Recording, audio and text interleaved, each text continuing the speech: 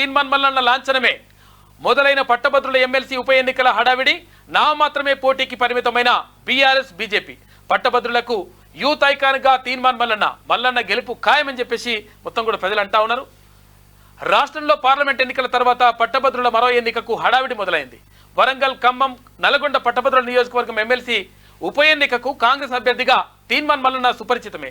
అయితే EC schedule ప్రకటించింది.